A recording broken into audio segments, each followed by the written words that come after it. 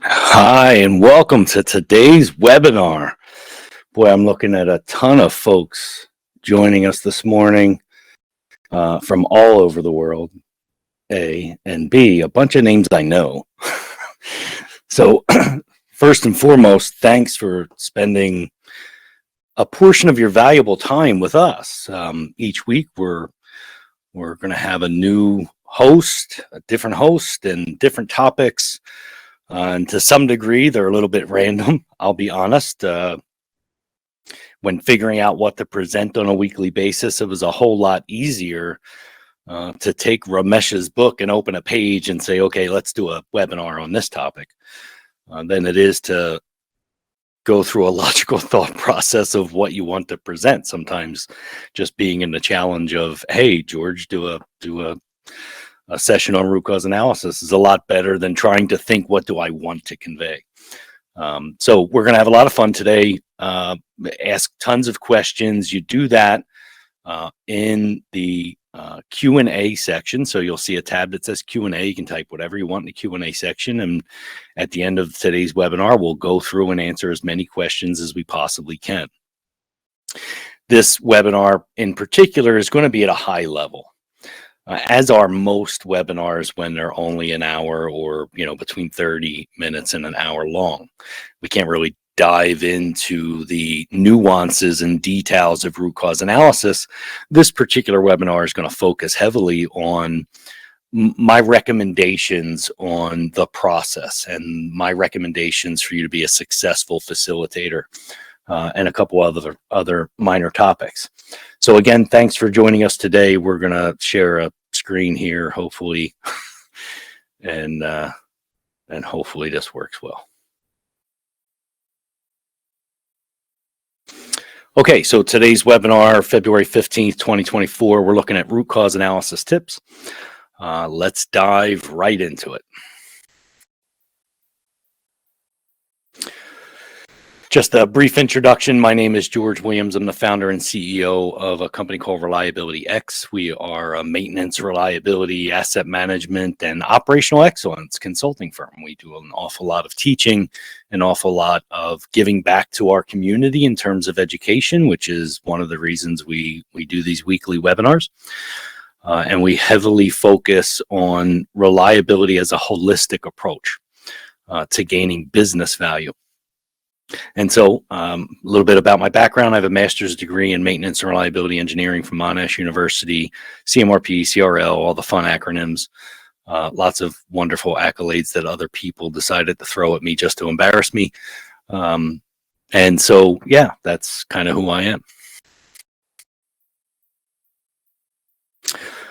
All right, so root cause analysis. What the heck is root cause analysis or root cause failure analysis? Well, this is a methodology to better understand causal factors associated with an event, whether it's a theoretical event, we're doing something proactively to try to ascertain what can cause an event. Those types of scenarios happen for business continuity planning.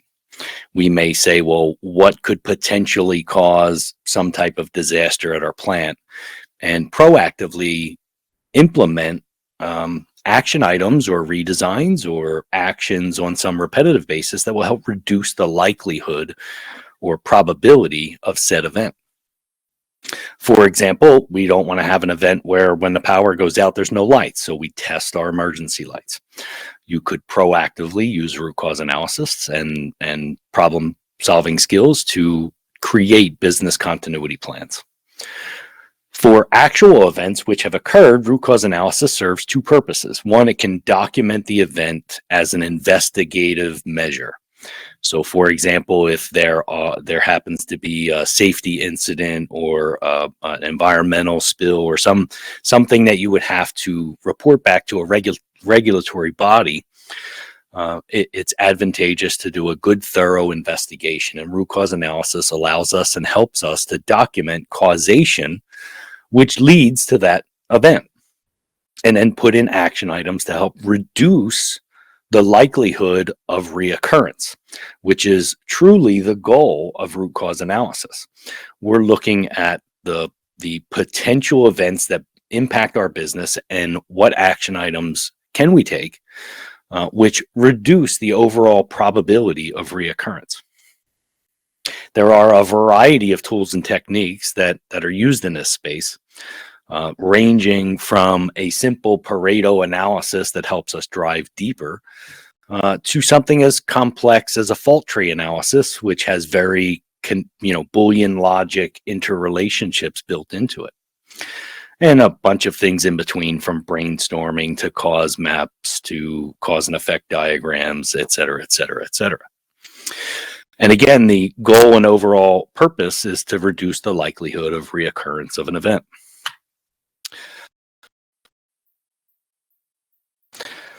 So these are problem-solving techniques utilized to mitigate recurring issues, reduce risk to production, or assure business continuity planning, as I mentioned previously. Also helps us to improve plant performance if we can get rid of defects and minor stops and issues with raw materials making it to the line. These are all defects in our plant, and root cause analysis is one of the approaches to help eliminate those defects. It also helps us reduce safety risk. When we use critical thinking skills, which root cause analysis is, then it helps us to identify all potentials. And so whether we're using the wheel that tells us all the different types of energy sources as a reminder, those things trigger critical thinking skills, much like a 5 why triggers critical thinking skills at the shop floor level. So this is a key component to eliminating defects and risks within our facility, whether it's a manufacturing plant or energy generation, water treatment, really doesn't matter. You're assessing risk and the causal factors that create risk.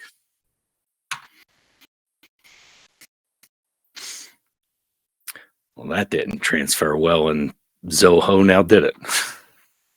That's interesting. Let me see if I can stop sharing and share it as a file, because that was not the way to go for that. Give me just 1 second, if you don't mind, because our webinar platform mangled my presentation. And we're going to try to do something a little different than that.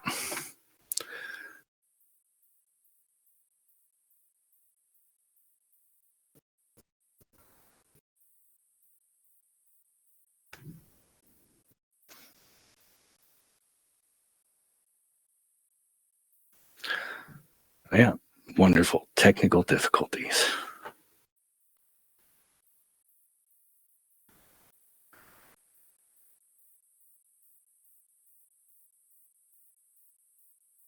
Yay. All right, so we're going to share a screen and do this slightly differently.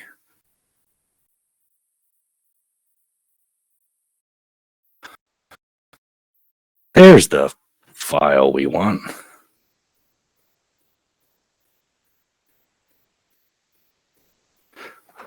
All right, so hopefully you can see that screen a little better than we were seeing it mangled within Zoho.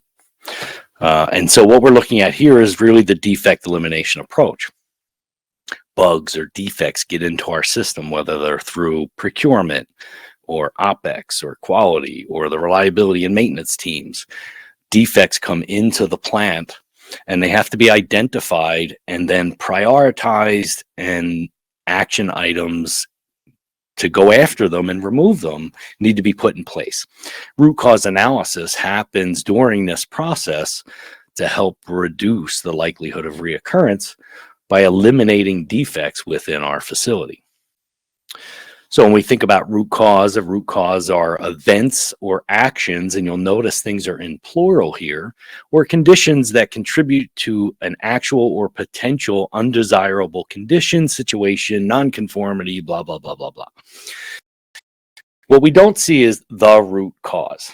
And oftentimes that's a misnomer to assume that there is just one contributing factor that causes something else to occur. As a matter of fact, in the rules of root cause, there should not be a single contributing factor to a single event. Most events have more than one contributing factor to them. For example, if I drop my phone, there are many contributing factors here. One of which is my grip strength, one of which is what may have occurred that distracted me and allowed me to drop the phone, one of which is that the phone has weight to it. The mass is not zero. And another contributing factor is that gravity exists. And all of these contributing factors have to come into play in order for the phone to actually drop out of my hand. And so it's not so much a root cause issue. We're listing all potential causes so that we can help mitigate the probability of reoccurrence. And that probability of reoccurrence has to take into account all of the causal factors. Because if we can eliminate gravity, well, then the phone doesn't drop. It just kind of floats when I let go of it. Not that we could afford to get rid of gravity and build vacuum chambers around everything, but if you don't identify it, then how do you know what is and isn't possible? So I'm a big fan of listing all contributing factors and of listing all potential causal factors associated with an event. There are multiple schools of thought here. Some folks are very rigid around you can only document what actually occurred. But if that's true, in my opinion, then you could never do business continuity planning associated with potential risks because the risk may have not come to fruition. Doing it afterwards seems very reactive to me. And so from a proactive standpoint, I'm a big fan of listing all potential causes. Contributing causes are causes which occur independently and would not cause the event in and of itself. And so just the fact that gravity exists doesn't cause my phone to drop. It is a contributing cause to the fact that it ends up hitting the ground.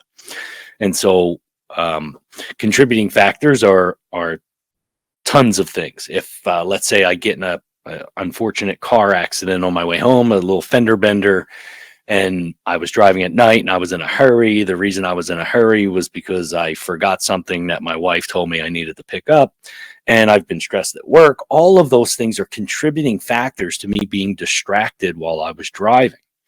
Now, the most impactful causal factor may be the fact that I didn't hit the brakes or that I wasn't paying attention, but all of the other causation that exists surrounding why that occurred can still reduce the probability of its reoccurrence. And so if I am not distracted at work and I pay attention when my wife talks to me and all kinds of other things, then I'm less likely to be in this scenario and I reduce the risk. So while eating a single cheeseburger might not cause you to have high cholesterol, having one a day and loving bacon and all kinds of other things, not exercising, are all contributing factors to eventually having high cholesterol. Root cause analysis being the process of identifying all possible root causes and contributing causes that have or may contribute to an undesirable condition, situation, nonconformity, incident, blah, blah, blah, blah, blah. All right, great. We got some terminology out of the way and some definitions. We can move into the more meat and potatoes area of this particular slide. So what kind of value do we get from root cause analysis? Well, if we reduce the probability of events that have a negative impact on our business, well, then we'll have a positive impact on our business, won't we? So we can improve overall plant performance, improve asset availability through the elimination of defects. We certainly improve our safety record when we investigate potential hazards and or incidents that may have occurred or near misses, and take actions which reduce their likelihood of reoccurring. And after all, reliability at first and foremost is about safety. My buddy Ramesh will certainly emulate that, and he repeats that very regularly, and I'm a firm believer in what he says, that reliability first and foremost is a safety, risk reduction, and mitigation strategy. And secondly, is about plant performance. And so if we're doing all the right things, then we reduce the likelihood of an incident and we all go home safe every day. And that's what we're here to make sure happens. And so root cause analysis is one of the major tools that help us do that. It can also feed into our asset specific strategy. So if we realize that something's not working properly, or that we have reoccurring failures associated with a specific asset, then root cause analysis can help dig into things like we're using the wrong material of construction on our seal faces, or whatever the case may be. Action items go in place. We reduce the likelihood of failures associated to that asset, which in turn means more availability to the plant.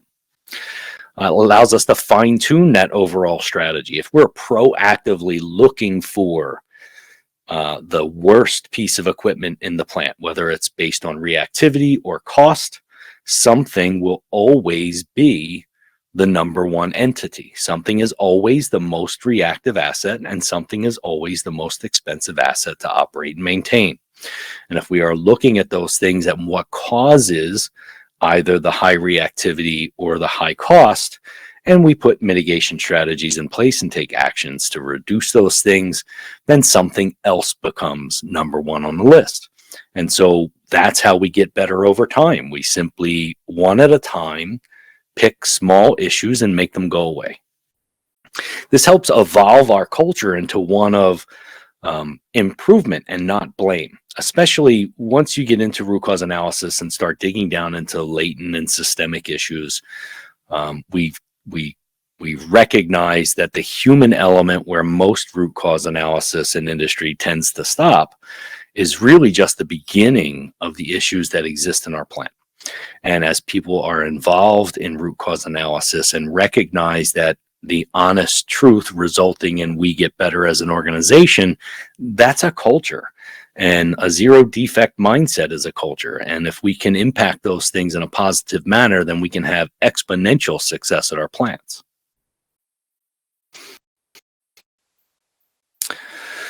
So let's get into some tips. Number one, don't let the opportunity find you.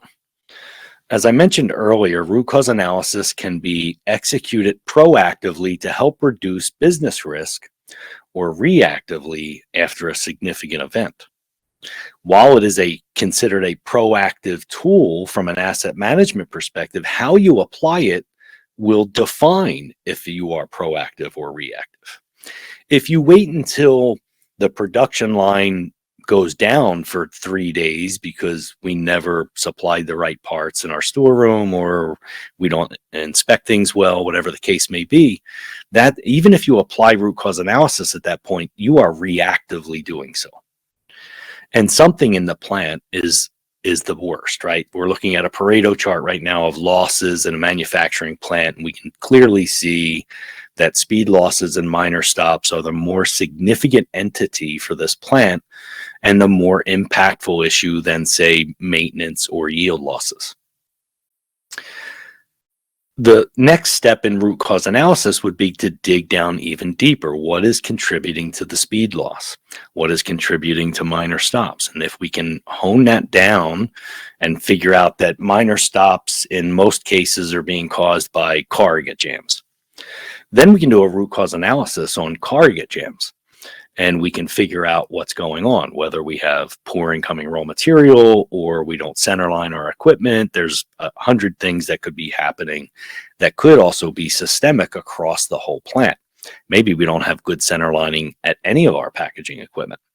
And so root cause analysis now has become a proactive tool where we are looking specifically at how can we get better without a major incident. And don't get me wrong, I recognize that minor stops add up to a whole lot.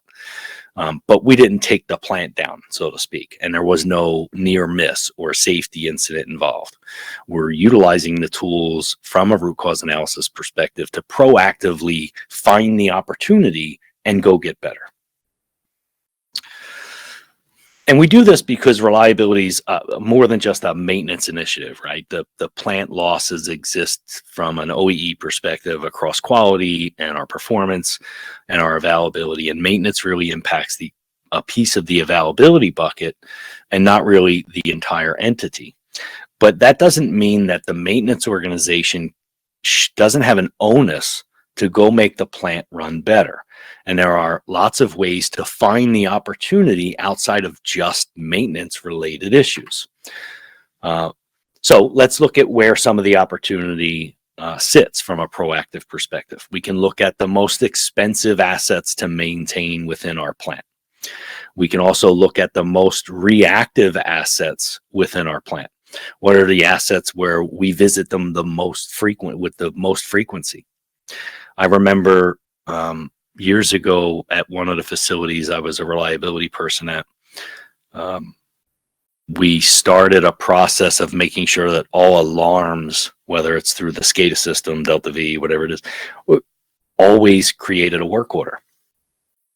And we found, this was a research and development facility, and we found that freezers, minus 80 freezers, we were dispatching people on an extremely regular basis to the same freezers over and over and over again. And so we did a root cause analysis, and what we came to find out were two things. One, scientists like to leave the door open. And so we had a campaign to place flyers near the freezers that said, you know, be mindful, the alarm will go off if you don't close the door behind you. In addition to that, we found several freezers where the set point was very tight and there was no delay. And so the second we lost one degree, alarms were going off. And so through root cause analysis, we were able to, you know, put a delay in, modify some set points, educate the end user, and reduce a significant amount of hours of reactive work associated with nuisance alarms. And I am sure that in your facilities, there are nuisance alarms. This is a great tool to go after nuisance alarms. One of the other great opportunities is to look for work orders where no part is replaced. Now, does that mean that all work orders are supposed to have a part? No, not entirely. If I have a sensor with a bad communication cable, or you know it's frayed a little bit and I can strip it and install it new, then I didn't necessarily replace a part. But a vast majority of the work that we do when there's an operational team involved is responding to operations without actually replacing a part. And these are not breakdowns. These are not equipment failures per se. They're setup problems. They're lack of standards in how to operate the equipment problems. We didn't clean it appropriately problems. And so a great opportunity for these tools is to look in areas where no part is replaced. And I'm sure that percentage is significant. Also look at the lines that have the lowest OEE. Where's the biggest opportunity? Low OEE, high potential profit on a line. It's a great place to look at, well, what issues are happening at the line and what can we do about it? And if you're not sure what is eating your organization's lunch, go talk to the operators and maintainers because they already know. They just need some support in how to make the problems go away. Number two, have a defined process, a formalized decision tree associated with this. This requires us to do a root cause, whether from a safety perspective, it's a near miss or it's a lost time accident. Have some delineation of what will trigger a root cause analysis. And these trigger points have to change over time. What constitutes a root cause analysis when you first start developing a program and what constitutes a root cause analysis 5 years later are dramatically different. What I mean by that is you'll have a lot of issues that potentially could trigger a root cause analysis if the parameters are small. Let's say you're looking at maintenance cost of a failure, and right now you're extremely reactive. Well, you can't have it at, say, $1,000 if it's going to trigger 100 root cause analysis a week. So you've got to raise the bar on what triggers the root cause analysis. As you become more proactive and your costs per incident, so to speak, change, then you have to change the parameters that drive a root cause analysis. You need to adjust the parameters in such a way that you can handle the workload. So if you can only handle one root cause analysis a month, then you have to adjust your triggers to a lot for that. Even though there may be plenty of other things happening, you just don't have the bandwidth to do the root cause analysis. So change the triggers. As one a month becomes I'm only seeing one every 3 months because you're getting better. Change the parameters. Get them back down to doing once a month, and so on and so forth, until such time that suddenly it's, we've got to be out for 3 days to be doing a root cause analysis because we've got a lot of things done and we run a lot better. And so have a defined process, have good decision points on what will constitute a root cause analysis. Number 3, define the problem well. We've got an example on the screen right now that says, last night our maintenance supervisor, Jerry, who is usually responsible for collecting data on rounds, was out sick. Jill, who backs him up, was on vacation last week. Bob, who literally started last week, was kind of forced to do the rounds. And Bob didn't know that the heat exchanger pressure gauge requires a little love, had to tap it in order to get a good reading. And so he saw that the reading was no good, way over pressure, and he shut the heat exchanger down and the building lost heat. In the morning, when people tried to show up for work, the building was inoperable or inhabitable because the temperature was too low. And so we had to send people home. Well, what's the problem statement here? Oftentimes, at least when we teach root cause analysis, one of the great examples is a scenario like this, and we ask the group what the problem statement is. And inevitably, people will say, well, Bob shut down the heat exchanger. They're trying to solve the issue or get down to root cause. They'll say the issue was a faulty gauge. They'll say the problem was there's not enough people trained to do the rounds. They're immediately trying to solve the problem. The problem statement is not about solving the issue. The problem statement is about articulating the business impact of the incident. And so when we want to look at a problem statement, we want to look at from a business impact perspective. In this particular case, maybe we lost revenue because, I don't know, we rent the building out. Maybe the building being unavailable for workers means I lost a lot of productivity that day. Maybe we have unhappy customers, or maybe there's potential safety or environmental incidents because we could have froze pipes or other potential damages that far exceed just we couldn't occupy the building in the morning, or we had to wait to heat it up.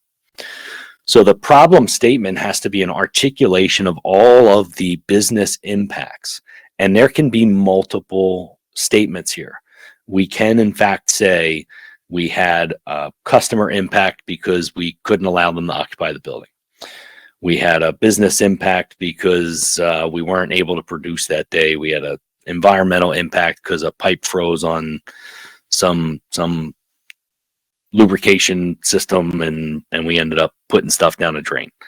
So we have all kinds of potential business impacts, and those business impacts are actually the problem statement. It's not so much what the event was. It wasn't that we shut down a heat exchanger.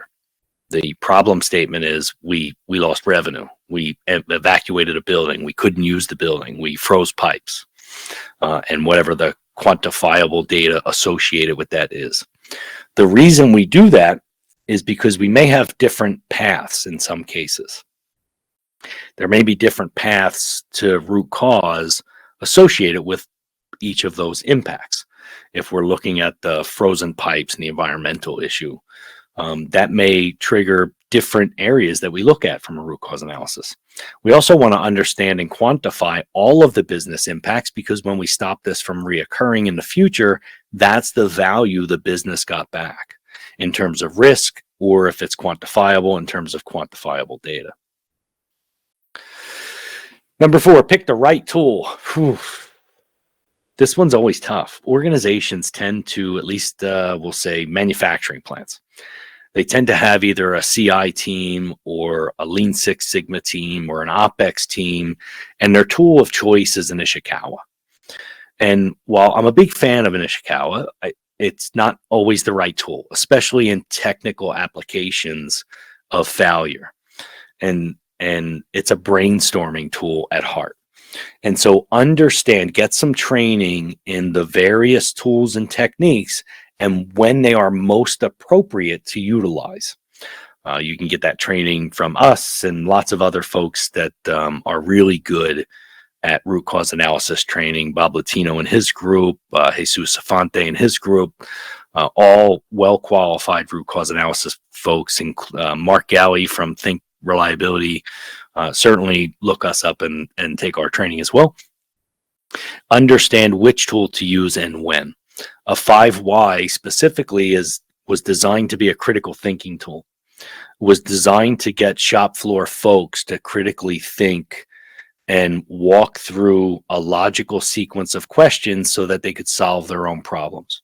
So, for example, if they've got a film print and it's not indexing appropriately, you're training an operator to say, why is the print off? And so in their head, they say, well, it must not be indexing right. What could cause it not to index right? Well, either the sensor is not scanning the index properly, maybe it's moved and altered, or maybe the print on the film is wrong. And so they now check those two things and they get down to root cause and say, okay, the print is off, take the roll off, go get me a new roll, get it on here. Now, at the line level, that's a adequate enough action.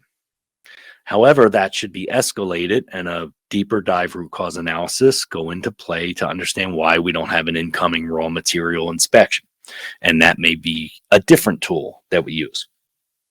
And so the 5Y was really driven to be a shop floor entity. The Ishikawa or fishbone diagram is a brainstorming tool. It's very popular with the quality organizations, and it's a good tool on the quality side. It allows us to see impacting causation in a methodology that triggers the thought process. Much like a 5Y is supposed to trigger critical thinking skills, the Ishikawa, because it puts each fishbone into a different category, it triggers the thought of, well, what could it be that's in the man category? What could it be that's in the method category? And so the purpose of the Ishikawa is to trigger a brainstorming session. If the problem is not readily evident during the Ishikawa, then a different tool needs to be utilized. Cause mapping, Apollo root cause, block diagrams, all kinds of things that are associated with causation mapping. They're great for both simple and technical issues. They're very visual in demonstrating the relationship between causal factors, which is great. And it's easy for people to learn this approach versus, say, in Ishikawa, where people are, well, I'm not sure if it's man, I'm not sure if it's method, and so they tend to get a little confused there. The fault tree analysis is typically used on safety incidents. Folks will use a fault tree analysis, but it can also be used on technical applications where at the end of it, you would like to have a troubleshooting guide. And so if we use the fault tree analysis on the print's not indexing, we have a path to go down where the print is off. We have a path to go down where the sensor is off. As we map that out, if we turn it the other way, it can become a troubleshooting guide. So the first question, is, hey, the first incident is my indexing is not correct.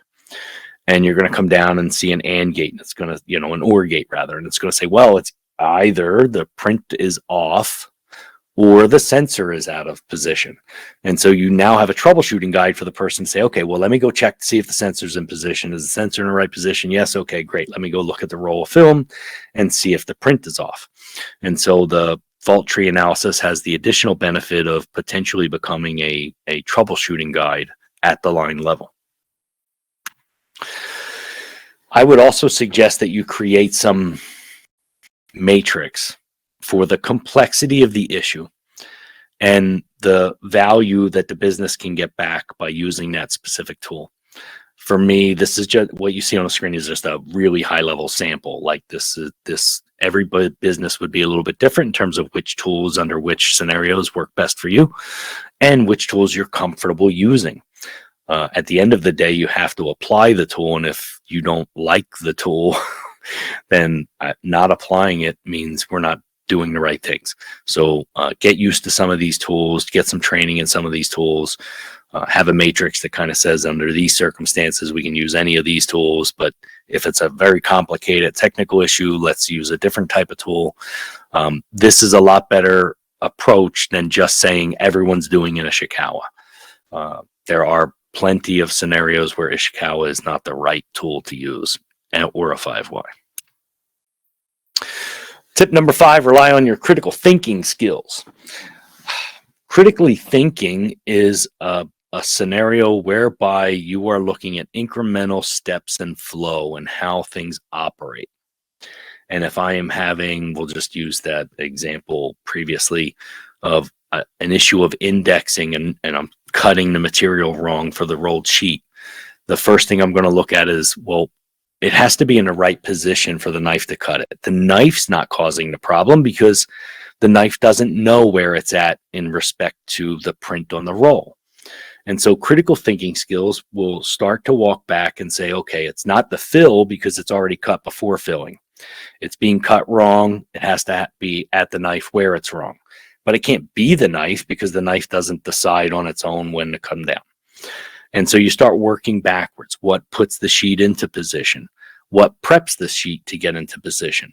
What communicates to the knife when to slice down? So the critical thinking process allows you to start working backwards in very minute details to understand the process flow of the product and of the causation that exists that may be creating an issue.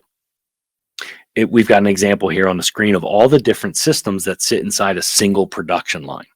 We've got some mixing that goes on. We've got some pressing and drying that happens. We've got to package things up, palletize it, all that stuff. But inside any one of those, there's a bunch of other systems. Inside mixing, we've got ingredient infeed and blending.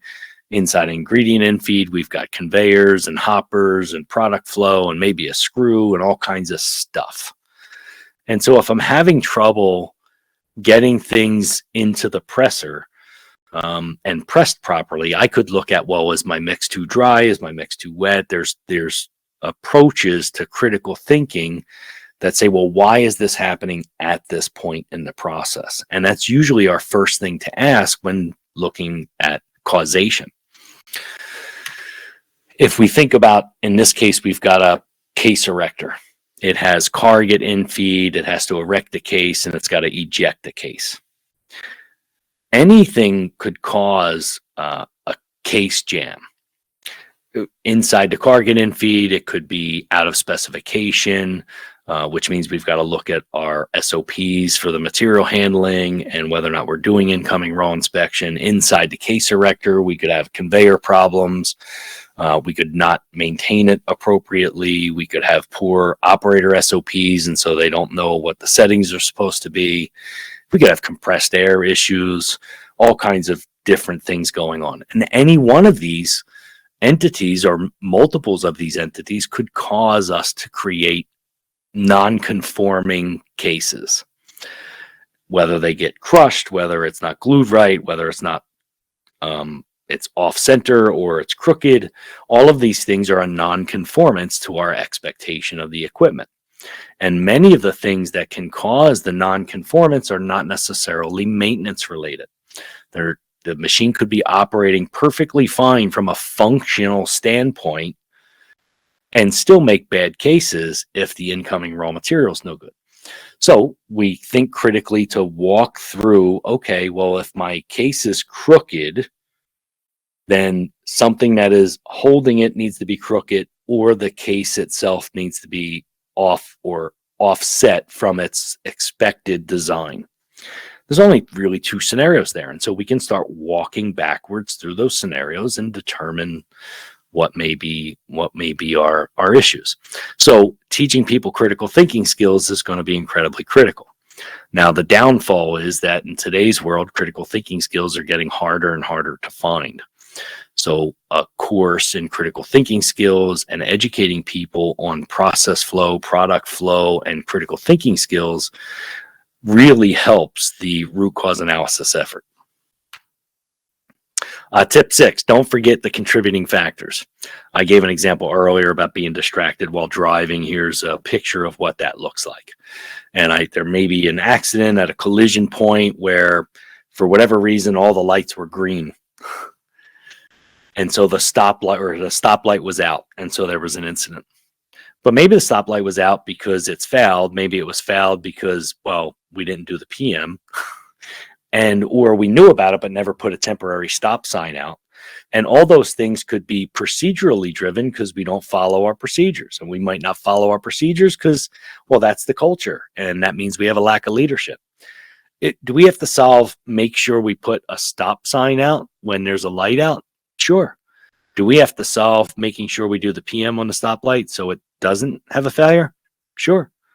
But we also need to solve the leadership issue. Now, on the contributing factor side, we've got all the things about, well, there was brush overgrown. I was driving at night because I forgot bread because I didn't pay attention to my wife when she told me I needed to get bread. And so I was in a hurry because I had other stuff to do and the hockey game was on later, and all these other contributing factors that caused me to not pay as much attention as I probably should have when I noticed the light was out. All of these things, if they are eliminated, any of these things, if they are eliminated, can reduce the overall probability of reoccurrence. And that's the goal of root cause analysis. So don't forget the contributing factors. Tip 7, go past human roots. Well, this should be intuitive, but unfortunately, oftentimes we say training. We need training. Get somebody we need training or a new PM. And we try to solve all of our issues in the plant by retraining people or by adding a task to a PM that does not actually address a failure mode. I remember, this is a true story. We had an event inside a laboratory fume hood where a vacuum breaker got stuck. And then a scientist was using the hood for something, and the vacuum breaker released, and it sent water into the hood, and it ruined somebody's experiment. The outcome of the investigation, true story, was they wanted a PM to go visually look at vacuum breakers. Now, you could not, unless you're Superman, use any X-ray vision to see if the vacuum breaker was in a stuck position. And so that's not like, whatever was clogging it, I don't know all the details there. I just remember that there was an incident and an investigation, and the outcome was go walk around and look at vacuum breakers. The probability of being in a room at the time something were to happen is almost zero. The probability of being able to prevent it is absolute zero. And so I don't know what they expected or what the cost of the incident was, but even a scheduled discard of swapping vacuum breakers out once a week would be an enormous waste of resources, both financially and human. But sometimes this is how the organization reacts. They just throw either money or bodies at it, and not really addressing the systemic and latent issue of, well, we have, in this case, a lack of leadership because the culture is, we don't really need to follow the procedure, and the PM's not that important. Those are leadership issues. And an awful lot of root cause analyses will drive down to very similar issues. If you've ever heard the term value engineering, which is just a fantastic methodology that a lot of companies practice and follow. I did a root cause analysis on an absorption chiller at a client a year ago. This particular absorption chiller, they turned it into a solid. They froze it stiff. And if you know anything about an absorption chiller, it takes a lithium bromide absorption chiller, lithium bromide, and some heat. You get a chemical reaction. That's how you get all your cooling. But the process of shutting it off means it has to continue to cycle minus the steam injection, which will settle down the lithium bromide and stop it from crystallizing. If you just shut it off hard and let everything drop, then it crystallizes. they had a steam valve foul and pass. So while the unit was shutting down, it essentially was still getting the heat. So it just kept getting colder and colder and colder. The operator, who is staring at a screen that says the lithium bromide chiller is off, just keeps going, acknowledge, acknowledge, acknowledge, because the lithium bromide chiller says it's off, even though the temperature keeps dropping. And eventually they froze it. Come to find out through all of the investigation that there were options when purchasing the unit for specific safety devices to protect the unit that were value engineered out. So we did not have the controls in place to identify that the steam was still passing. And so $250,000 later, they learned a valuable lesson about value engineering. But the thought process that it's okay to cut the cost of safety devices, and when I say safety, I don't just mean the human safety, but the safety of the asset, to value engineer them out is a cultural decision. It's acceptable. And that's a problem in the organization. And so we've got to dig those out of root cause analysis. 8 action items are linked, are kind of important. they're kind of important. It doesn't matter how great the map is if you don't execute the action items. And so we've got to hold ourselves accountable to due dates and escalate to managers and one over managers if the action items aren't happening. Whenever I collect a series of action items, I always put down the responsible person, the expected due date, and their one over and their manager's name. Because if they are approaching the due date, I start emailing them. If they ignore those emails, I email their manager. You've got to be able to escalate the necessity of getting the action items done if you're having trouble getting people to get to those entities. You're not going to reduce any probability by having a piece of paper with a bunch of sticky notes on it. You need to actually take the actions. Some facilitator tips. Keep people focused on critical thinking skills. Don't allow them to go down a rabbit hole. Keep them thinking in minutia and not jumping to the end. Everyone wants to jump to the end. Everyone in the room is trying to tell you what the issue is. We had a forklift issue. It was George's fault. Just retrain George and can I go back to work now? That's not the idea behind root cause analysis. Keep them focused on critical thinking.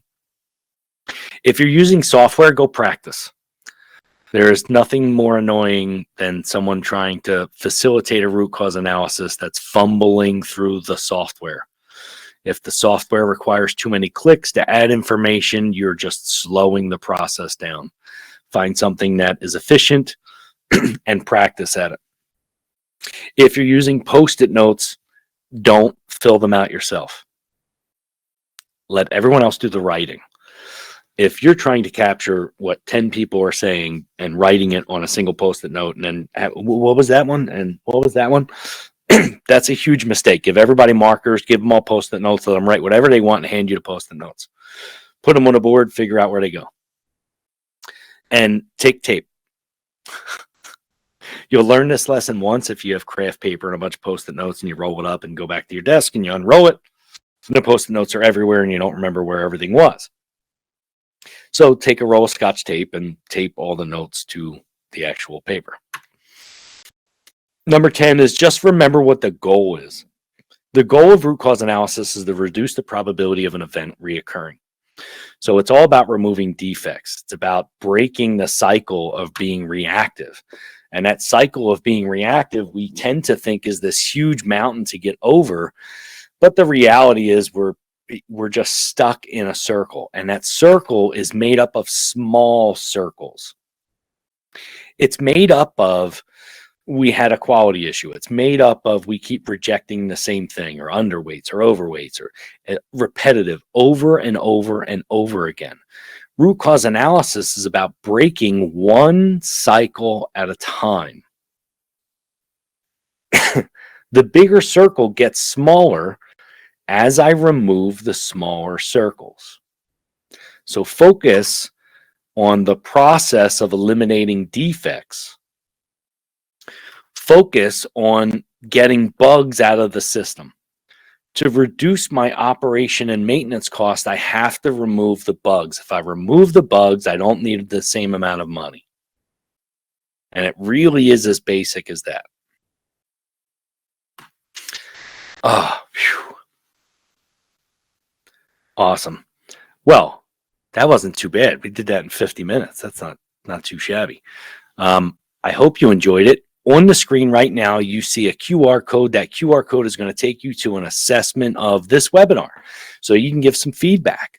I'm going to jump into the questions section now and answer as many of these questions as I can. I'll stay on as long as you want me to stay on, I guess, as long as there's questions.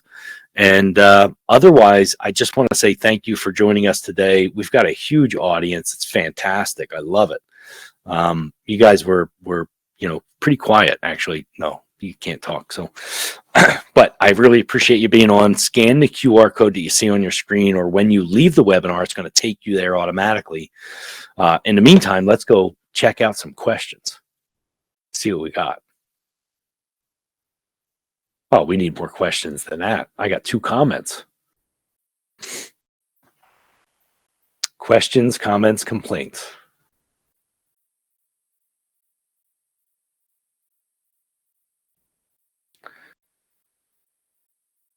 I see your hand up. Your hand is up, Elamar. Could you type your question into the Q&A section if you have a question?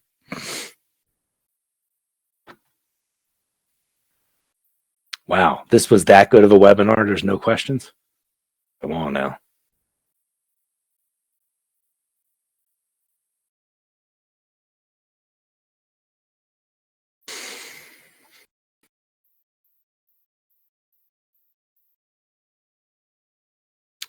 In the project management world, how RCA can help? Well, I think great question. Thank you, Oliver. So in the project management side of things, what tends to happen, what I see in project management usually is that projects have a lessons learned area, but it tends to stay in a project folder associated with that one project and is not centralized very well. My recommendation on project management, and Reliability X has a portfolio management and project management SharePoint template. And the lessons learned list entity exists on the portfolio management page, not the project itself, not for individual projects. The reason it's there is because you can categorize some of those lessons learned and put them in a single list that people can go look at. Not only can people look at them, but because they're categorized, we can Pareto analyze them just the same way we did the losses in a manufacturing plant. And so if we tend to have project delays because of procurement negotiations, whatever it is, then we can go after that and we can root cause analysis why it's taking so long for the cycle of time on the procurement side, or whatever the entity is, not to pick on procurement. But yeah, I think there's lots of opportunity on the project management side. The question becomes, how are you capturing the data that demonstrates where the opportunity is, whether it's over budgets, under budgets, figure out some way to categorize the feedback and the lessons learned. How can I apply fault tree analysis in the correct way? Cesar, first and foremost, get a lot of training in fault tree before you go down the fault tree path. Understand the Boolean logic of AND gates and OR gates and exclusivity of XOR and all that stuff. If you understand the Boolean logic, it's a much more arduous task than a standard root cause analysis. And typically, folks want it to be very true. This is exactly what happened this time. If you start to investigate those incidents and apply a fault tree analysis, say for a specific piece of equipment, then the next time there is an incident, stop sharing. Sorry. So that you guys should have seen the QR code. If not, it's going to send you someplace when we're done. Once you have executed a single fault tree analysis for one incident, let's say you had an incident where an air line got plugged with carrier dust. And so you do a fault tree analysis and decide that your operator shouldn't be using a compressed air to blow around all the carget dust. They need to use a vacuum cleaner. And then later on in the same piece of equipment, you have a fault tree on a communication error that's giving you a general fault. You can start combining those because the fault tree starts with, well, what is the symptom that you're experiencing? I'm experiencing a general alarm. I'm experiencing, I can't pick up the product with the robot.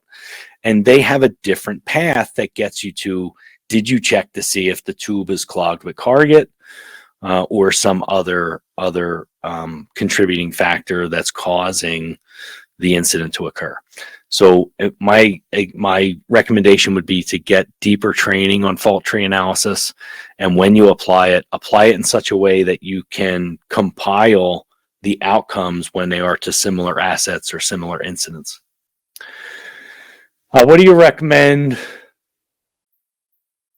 to promote the culture of root cause analysis? Execute as many of them as you can and don't ever punish somebody.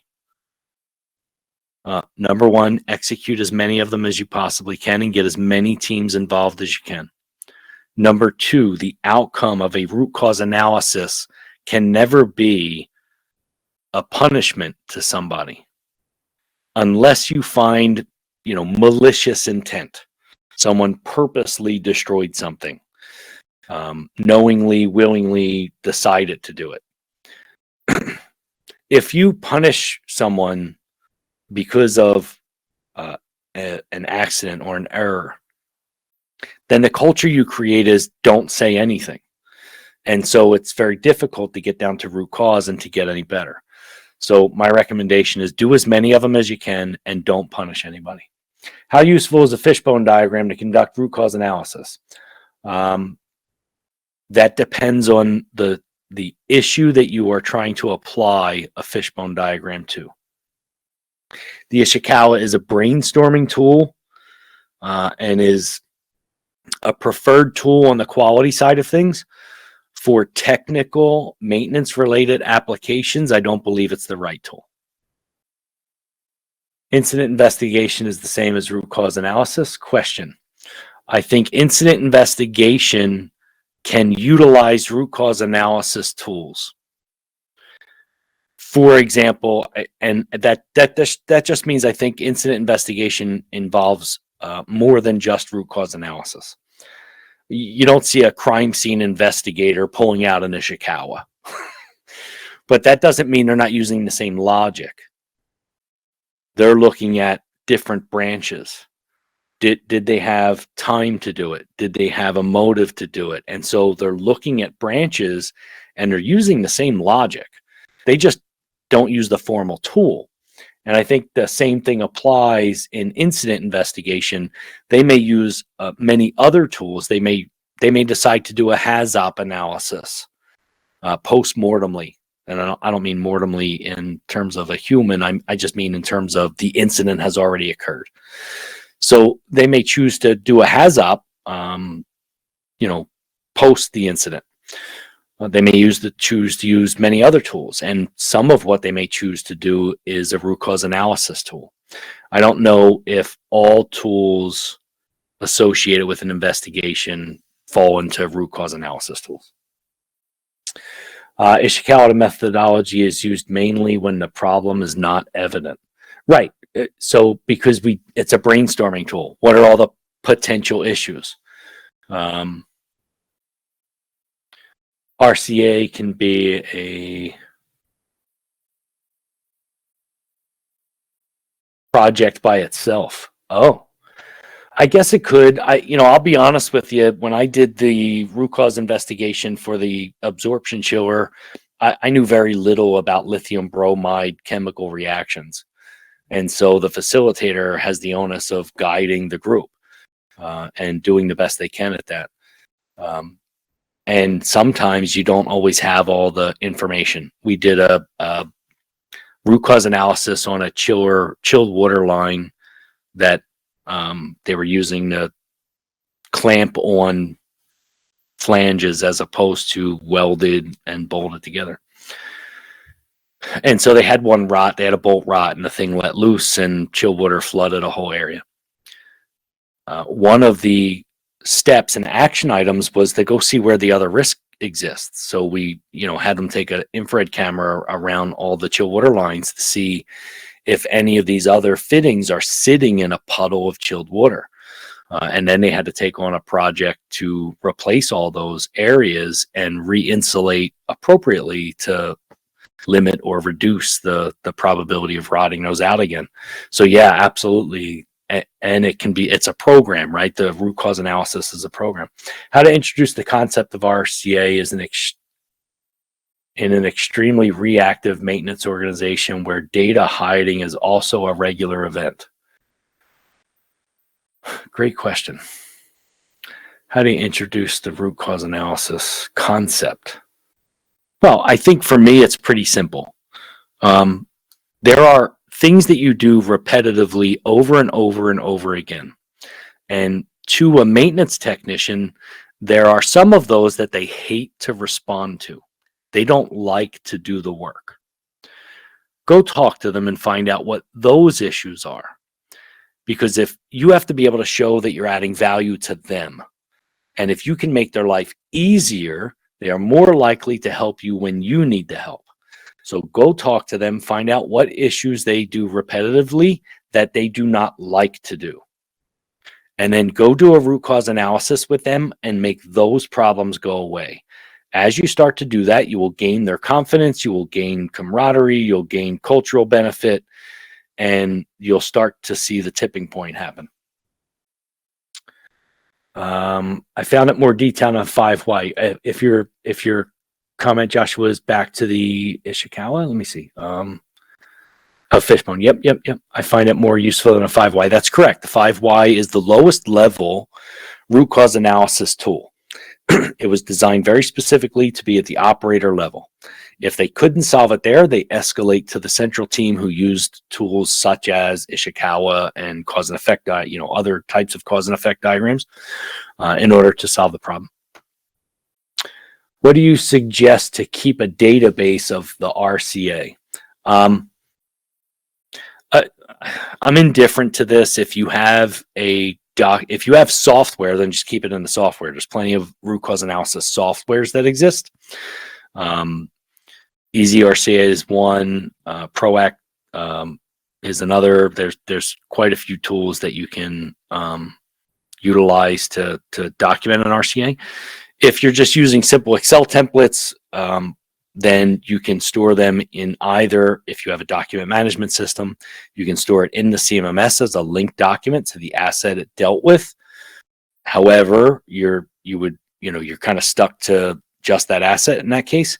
The other option is to develop a SharePoint list and give yourself your own columns based on what information you want. So a field categorization for, say, asset class, or a category on whether or not it had a financial impact, or you can select multiples. Maybe it had environmental impact, because then you can see the list by show me all the root cause analysis we did on safety incidents or on environmental impacts.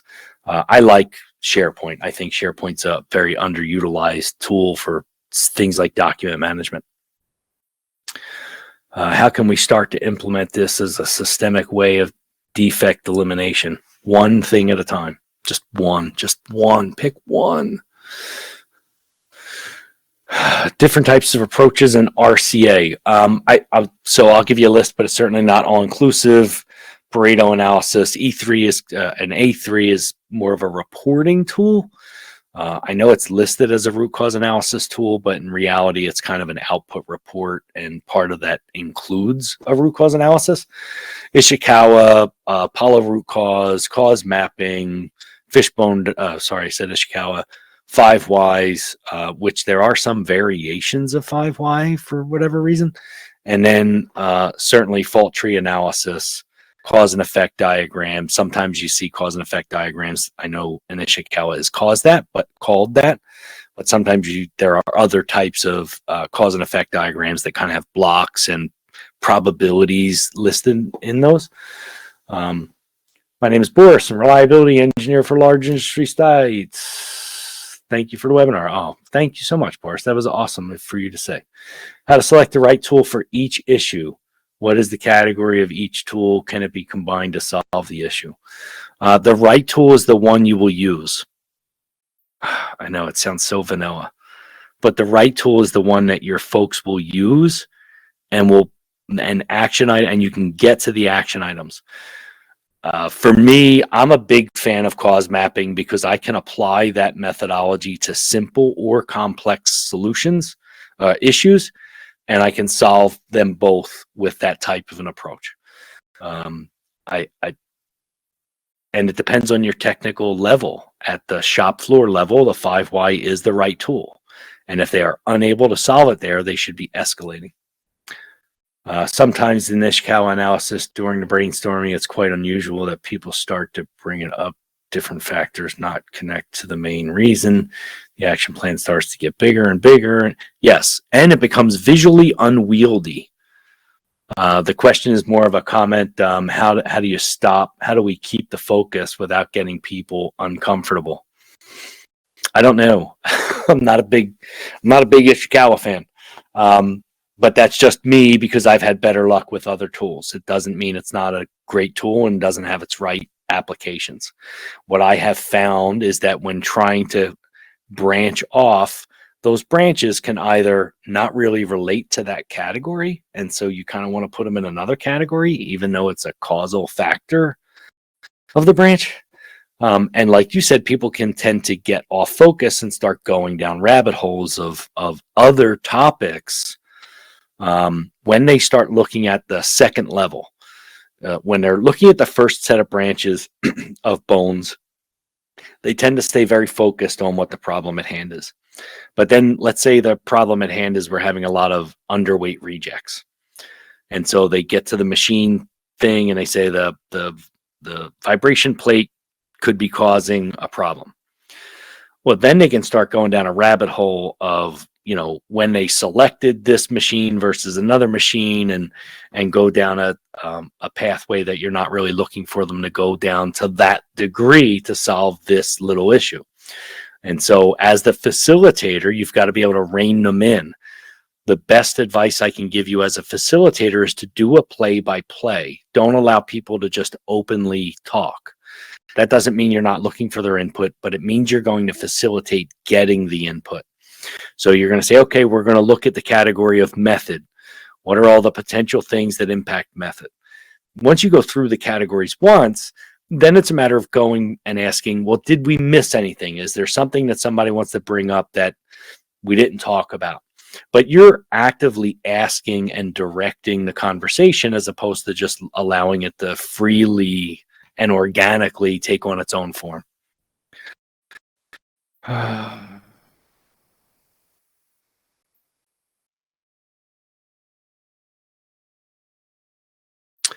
The Ishikawa. So there's a question that said, could you explain the Ishikawa again? The Ishikawa is the fishbone diagram. It's a methodology that was introduced in Japan if my memory serves me right, I think the 1970s, 60s or 70s. And it was part of quality management side of the house. It was not intended initially, was not created for the purpose of technical issues. It was created to solve quality defect issues inside Japanese manufacturing plants. What easy RCA software would you recommend?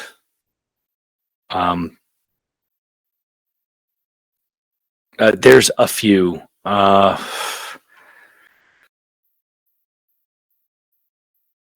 So I use a tool called Easy RCA when I teach courses and when I do this for clients. So I certainly recommend that tool. It works very well for me. It allows good categorization. It's fluid. It allows you to move things around and connect things, allows you to attach documents to different events and causes. And so for me, I like that methodology, but I also enjoyed just using Mark Galley's Excel file for cause mapping. I didn't see much of an issue there. Yeah, I think there's lots of good RCA. So I haven't used things like isograph or anything that's in some of the larger reliability suites. So I can't really speak to those. I apologize. I don't, unlike a CMMS where I've used lots of those in the past and I can speak to many of them. I can't speak to a large variety of RCA softwares. That looks like the end of our questions. I'll tell you what, I mean, we're 10 minutes over. You guys were fantastic. And we still have a ton of attendees on. So you guys were really, really attentive. Thank you so much for the questions. I hope you saw a lot of value in what we delivered today. Come back next week. Look at our schedule, our upcoming schedule. We're going to have these happening every week, all year long. So I appreciate your time. Thank you so much, and enjoy the rest of your day.